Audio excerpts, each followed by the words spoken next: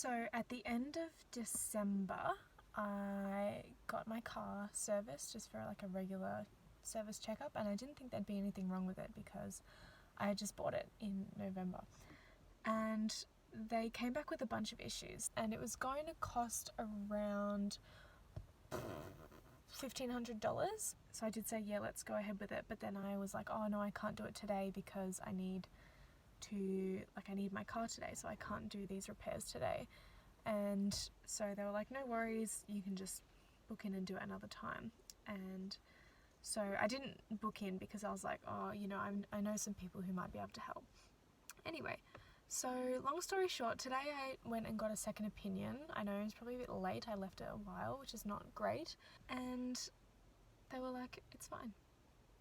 There's nothing wrong with anything that they said. They did a full inspection, the car is fine. So I've already learned my first lesson from this trip, and that is to get a second opinion. I just saved $1,500. That's insane. And also today I went and looked at mattresses for the car, and I'm so excited. I've already found one that I would like to get that's ideal. So, I mean, I saved $1,500 today, and I think I'm going to spend $200 on this mattress. I'm going to shop around a little bit, and once I have that, then I can start like going on little practice weekenders. So, quick update on my trip.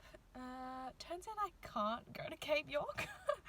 Who knew? Probably a lot of people. The initial plan was to be able to drive all the way to the tip of Australia, the very northernmost point, which is Cape York, and it turns out you can't drive there, not in a two-wheel drive anyway, unless you want to break your car, is what I found out.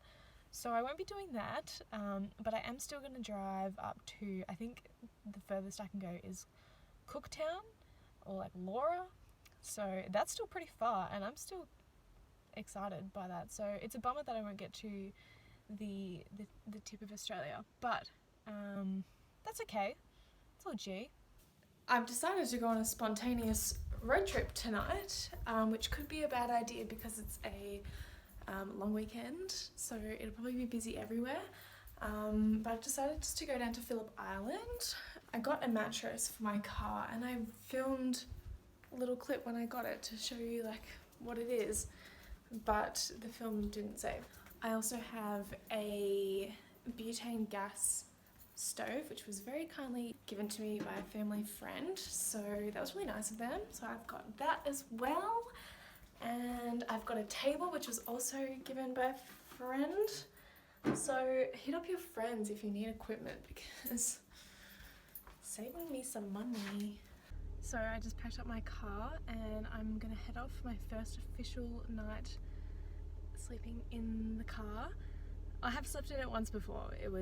I had nothing, so it was very uncomfortable.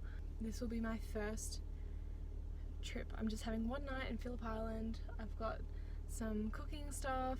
I'm gonna stop at the supermarket and get some random things to try and cook to eat. My bed's set up. I'll show you everything that I have. I hope I have remembered everything that I need, but that's what this trip's for, just to find out. And Phillip Island isn't too far. If anything goes wrong, I'm not far from safety, so should be good. Woohoo! First ever trip! I'm kind of nervous. I just got to Phillip Island. It was a nice drive down. It's now 5 o'clock, and I just went to the supermarket and got some groceries, so we'll see how I go cooking dinner tonight, because I'm not used to cooking, let alone with a little gas stove and whatever utensils I brought with me. And I'm gonna go to Rill, so I'm in Cowes at the moment. I'm gonna go to Rill and see if I can find a spot at one of the beaches to park my car and set up and maybe start cooking dinner. So for dinner we are having some quinoa, some tofu with sesame and garlic marinade, and a zucchini and a carrot, and I bought some coconut oil to cook that in. And for breakfast I'll be having some muesli and some almond milk, and then I got some bananas, and I also wanted to try something else, and of course some corn chips, because yum. So all of that ended up costing $30. Obviously some things I can use multiple times, other things not so much. The cool change has definitely set in and crisis number one has been averted. I forgot a lighter for my stove. I had a little cigarette lighter in my car. I don't smoke. I just had it for candles and I decided to put it in my car in case I needed it, and I did need it, but it's not really conducive to lighting a gas stove. But I went to the supermarket and I got one, and now we are cooking dinner. Oh, this is going to be interesting.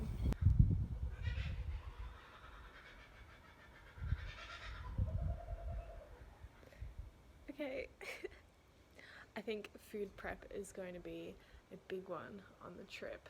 Just have random things prepped. Quinoa, rice, pasta, veggies cut, protein cooked, so then I can just throw it all together and eat it. Because this is going to take forever to cook. Oh well, it's all learning. I am calling this a success. Honestly, this looks alright. What I didn't account for though is the leftovers. I need a container and I don't have one. Okay, so meal number one, made from the car life. I'm very grateful that I found an undercover area because the cool change wasn't messing around. It's very cold. Having hot food is going to be a huge comfort on the road, but pre-cooking might be the way to go, because not that that was a lot of effort, that was pretty easy, but I would prefer to not have to buy things pre-marinated. So I bought the tofu with like a marinade on it because I didn't bring any condiments. So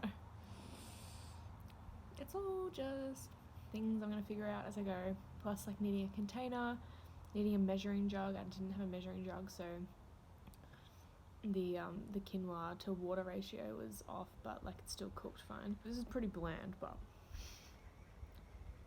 it's healthy, it's warm, it's balanced, so I'm overall pretty happy. I forgot to bring a sponge, a tea towel. I didn't expect to remember everything, so oh well, it's just one night. I'll get by. I'm kind of lonely though. Everyone said to me when I was planning this trip, they were like, aren't you gonna get really lonely? I was like, no, I like my own company. I'm already like, I want to FaceTime someone because I'm all alone. So dinner was a success, but now it's time to brush my teeth, try to wash my face in a public bathroom, and there's no light. Great. There are lights, but there's no light switch, and I can't find a light switch anywhere. So I guess it is what it is. It's spooky. This is the plan. There's running water here, but you know, in case there isn't, face washer, drink bottle. I'll need some sort of portable thing to hang this on, maybe like a piece of washing line string to hook to my car, or I can use the boot organizer that I bought today, which is like a net that normally, I'll put some pictures up, normally you put it like this, but I'm going to be putting it on my roof, so maybe I could hook something to that to sort of hang things to dry like this, or like bathers, etc. I think I'm just trying to prove that I can do this without running water, even though there is running water. And in a dark bathroom, public bathroom. I'm gonna have to get a real torch. That's something to go on the list. Just in the last, I'm not wearing a watch. Okay, what time is it? It's like 8 o'clock. And so I've been here for about 3 hours, and I've thought of so many things that I need to buy or bring with me on my trip. Now I just wipe it off. My skin is so bad at the moment. It's like the worst it's ever been. And this lighting is not doing me any favors. And the little, like, the fringe. This is highly vulnerable. Like, this is me at my worst, but I'm genuinely so comfy right now. Like, this bed is awesome. It's the High Country Comfort Deluxe single mat. It's great. Well, I'll let you know in the morning how great it is. But right now, I'm very comfy, very cozy, ready for a sleep. But it's only 8:15 or 8:30 or something. So I'm going to do some work. And I might eat that, like, protein ball that I bought before I go to sleep. I just want to point out that I will be getting actual window coverings for all the windows, including mosquito nets. But for now, this is what I've got. So I'm obviously in the back, and I've just got this blanket over.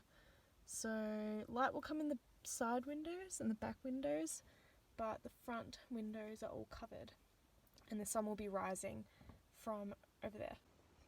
Good morning. It's 7 a.m. I did it. I set an alarm. I could have kept sleeping, but I set an alarm because I didn't want to stick around too long. But I think there's a really nice sunrise. That is stunning.